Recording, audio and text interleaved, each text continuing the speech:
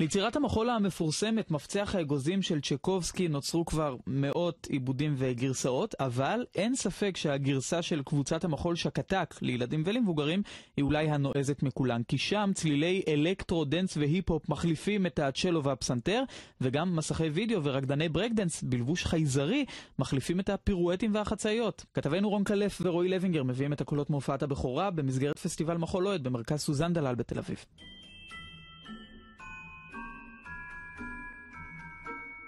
במאה השנים האחרונות קשה היה לפספס את ריקוד פיית שזיף הסוכר, אולי הצליל הכי מפורסם מתוך היצירה מפצח האגוזים. אבל איך הצליל הזה נשמע במאה ה-21?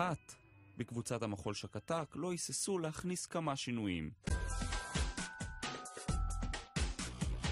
החלטנו לקחת איזו יצירה מאוד קלאסית, מוכרת לכולם, ולקחת אותה למקום מחשבי. מבחינת סגנון התנועה, אם זה הקצב שאנחנו מתמחים בו, הטיפוף גוף, המודרני, הברקדנס, ההיפ-הופ, כולם יכולים לחוות את החוויה של התנועה העכשווית, יחד עם הליווי המדהים והמופלא של צ'ייקובסקי, שהוא כל הזמן מתנגן מתחת. להסבר של דני רחומי מייסדי שקטק מצטרף גם שותפו צחי פטיש, שסבור שהעיבוד המוזיקלי העכשווי, יחד עם מסך הוידאו האינטראקטיבי והאפקטים המיוחדים, לא מחביאים את המחול מהקהל, אלא דווקא מקרבים אותו, בעיקר לקהל הילדים. יש פה את המחול במינון הנכון, כאשר הוא עטוף בסוכריה של וידאו, של קצב, של טכנולוגיה עכשווית. מבחינתנו מספיק כמו שאנחנו היינו ילדים וראינו את ברישניקוב בטלוויזיה והתלהבנו מכמה דקות סולו וירטואוזי שנתן גרמנו לרצות להיות רקדנים.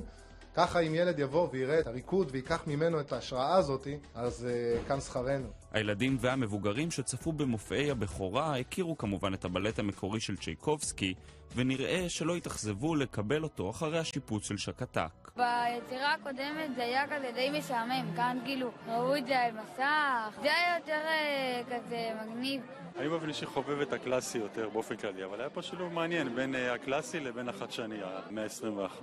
מחול לבד אולי זה קצת שקט מדי, מוזיקה רועשת אולי זה קצת רועש מדי, אבל לשלב את כל הדברים יחד עושה משהו אחר.